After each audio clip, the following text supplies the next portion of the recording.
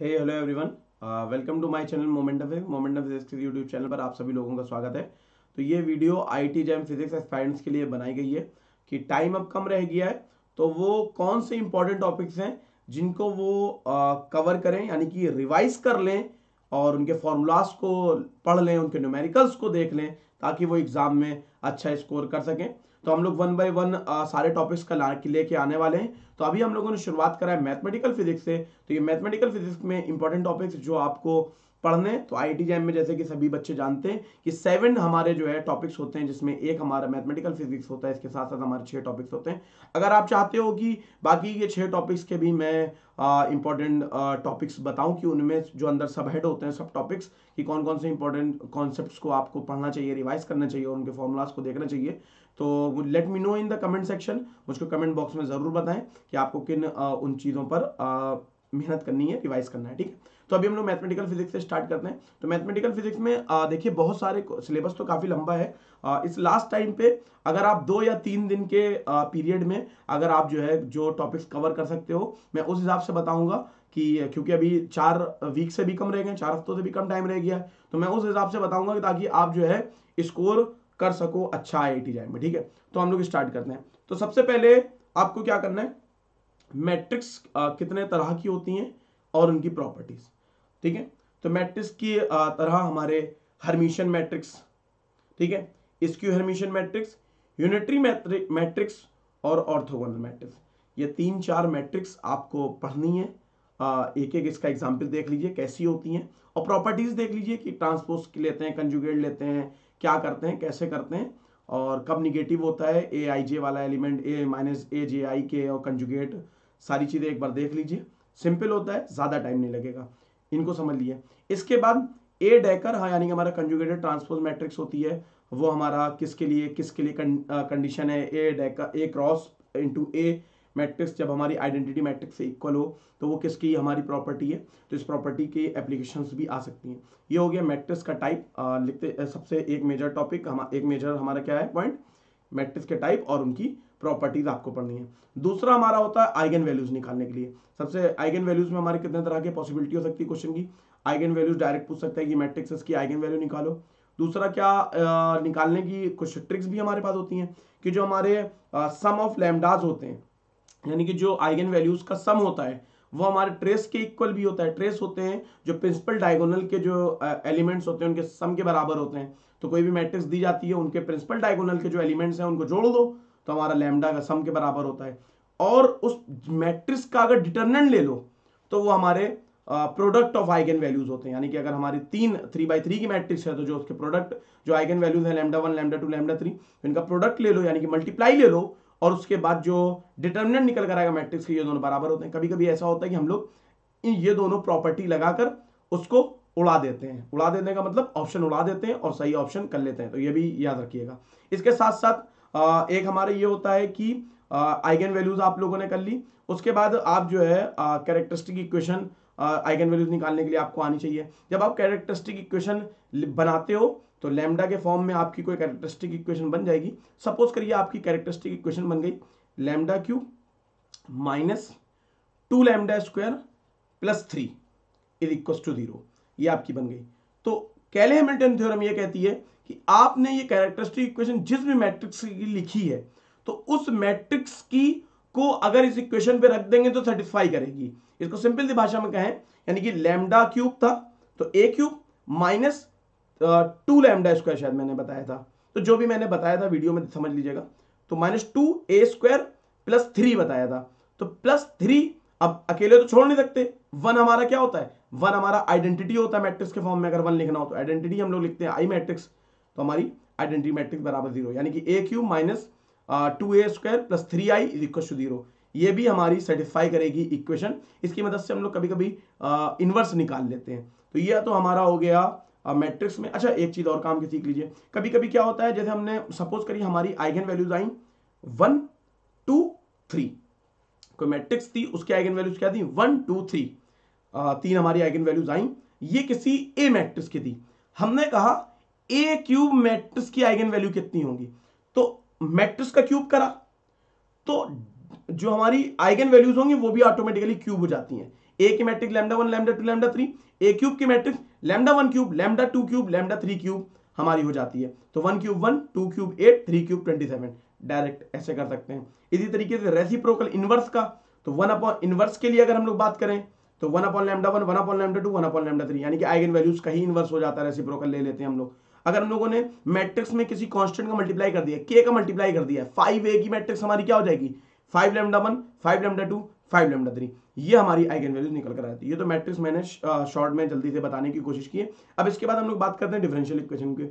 Differential equation में linear differential equation second order की देख लीजिए कैसे उसका CF निकालना सीख लीजिए, कॉम्प्लीमेंट्री फंक्शन, पर्टिकुलर इंटीग्रल निकालना सीख लीजिए। और जो है इसके साथ साथ आप हमारा जो इक्वेशन होती है फर्स्ट ऑर्डर वाली, उसमें हम लोग जो है वो सब निकालते हैं, इंटीग्रेटिंग फैक्टर और पर्टिकुलर इंटीग्रल वगैरह निकालते हैं, तो इनको निकालना सीख लीजिए। कुछ फॉर्मूलेज आपको याद करने हैं बेसिकली, और सेपरेशन वेरिएबल मेथड और ये सब कुछ टेक्निक सीखनी है। हो सकता है जल्दी हो सकता है, कर सकते हैं, और आप लोगों ने करा है डेफिनेटली, और आप लोग इसको सीख लीजिए, इंपॉर्टेंट टॉपिक्स की लिस्ट में रखिए। तो मैट्रिक्स के टाइप, आइगन वैल्यूज और हमारी कैरेक्टरिस्टिक इक्वेशन और डिफरेंशियल इक्वेशन, ये 4 पॉइंट्स जो है मैंने आपको अभी बताएं। इसके साथ साथ आप क्या कर सकते हो, आप कॉम्प्लेक्स नंबर जो है आपको पता होना चाहिए। कॉम्प्लेक्स नंबर में अगर आपके पास इतना टाइम नहीं है कि आप कॉम्प्लेक्स नंबर को कर पाओ, तो मैं आपको 2 चीजें बताता हूं कॉम्प्लेक्स नंबर के लिए, आप याद रखिएगा।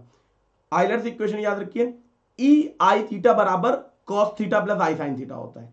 इसके साथ साथ डिमाइवर्स थ्योरम को आप याद रखिए, यानी कि cos theta plus i sine theta की पावर m है, तो हमारा इज इक्वल टू हो जाता है cos m theta plus i sign m theta. ये हमारा आइलर्स इक्वेशन का ही एक मॉडिफाइड फॉर्म है, यानी कि e की पावर आई थीटा को होल पावर n कर देंगे तो e की पावर आई एन थीटा हो जाएगा।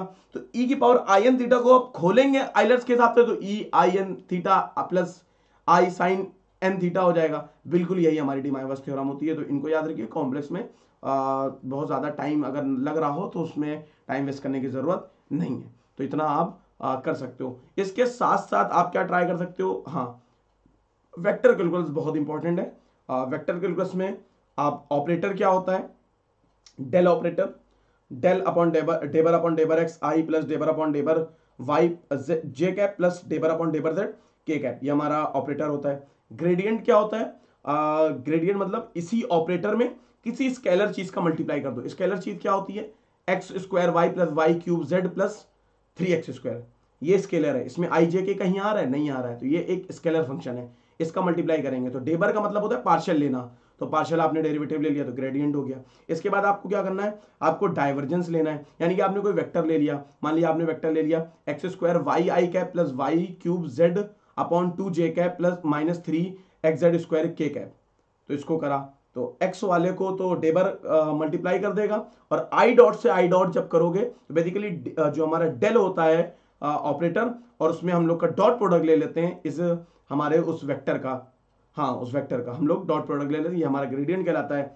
कर्ल भी आप जानते हो, आई जे के ले लो, डेबर अपॉन डेबर एक्स सेकंड रो में लिखेंगे हम लोग, आई जे के फर्स्ट रो में, डेबर अपॉन डेबर एक्स, डेबर अपॉन डेबर वाई, डेबर अपॉन डेबर जेड, ये तो हम लोगों ने लिख दिया ग्रेडियंट उसके ऑपरेटर के। फिर उसके बाद थर्ड रो में जो हमारे आई जे के हमारे टर्म्स हो, कर्ल ऑफ ए, यानी कि डेल क्रॉस ए वेक्टर, ये हमारा होता है। तो ए के जो भी कंपोनेंट्स हो आई जे के वो लिख दीजिए और उस मैट्रिक्स को सॉल्व कर दीजिए, तो जो हमारा निकल कर आ जाएगा वो हमारा कर्ल हो जाता है। इसके साथ साथ ये तो मालूम होना चाहिए बेसिक, इसके साथ साथ आपको 2 चीजें बहुत इंपॉर्टेंट मालूम होनी चाहिए कि इररोटेशनल कैसे चेक करते हैं, अक्सर क्वेश्चन आते हैं। इररोटेशनल, किसी भी फील्ड का अगर कर्ल 0 हो तो वो इररोटेशनल हमारी फील्ड हो जाती है, और सोलेनोइडल हमारी है कि नहीं है, तो उसके लिए अगर हमारा डाइवर्जेंस उसका 0 होता है तो सोलेनोइडल भी होती है।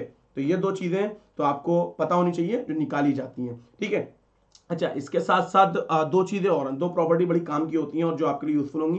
कर्ल ऑफ ग्रेडियंट हमारा 0 होता है, यानी कि किसी चीज का हम लोगों ने डेल वी लिया था, वी हमारे को स्केलर क्वांटिटी है, अब इसका हमने कर्ल ले लिया डेल क्रॉस डेल वी, तो ये हमारा 0 आएगा, इसको बोलते हैं कर्ल ऑफ ग्रेडियंट इज 0।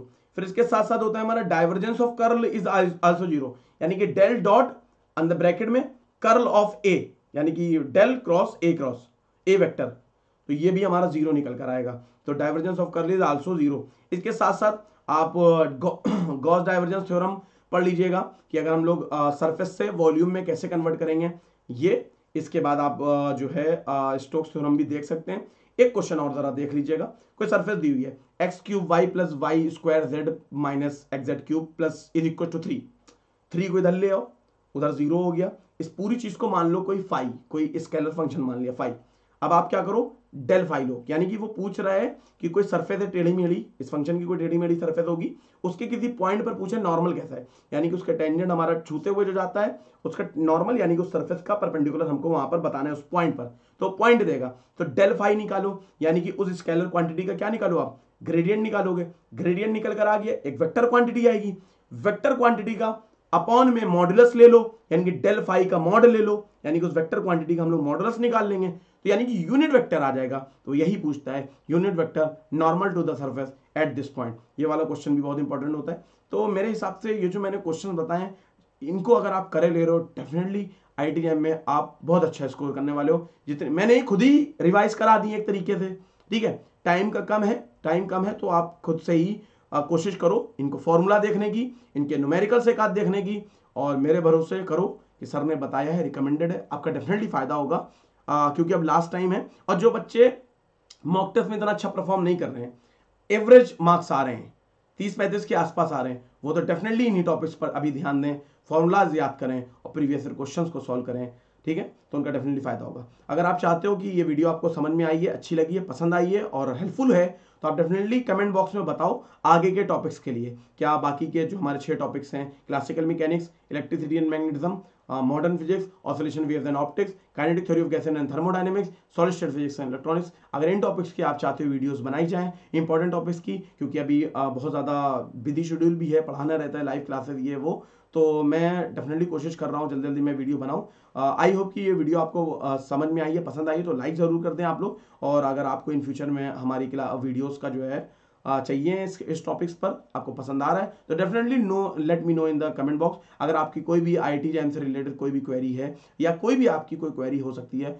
उसको आप जो है फेसबुक पे जो है, फेसबुक इंस्टा का मैंने दे रखा है, ऊपर प्रोफाइल का लिंक दे रखा है, आप मुझको सर्च करके मुझको जो है भेज सकते हो, मतलब क्वेरी अपनी भेज सकते हो, कुछ डिस्कस करना चाहते हो, वे हम लोग जो है डिस्कस कर सकते हैं। And don't forget to subscribe the channel, subscribe करना ना भूलें, क्योंकि बहुत सारी काम की वीडियोस, यूजफुल वीडियोस आपके लिए आ रही हैं, ठीक है। तो तब तक के लिए हम लोग विदाई लेते हैं। तो बाय एवरीवन, टेक केयर, जय फिजिक्स।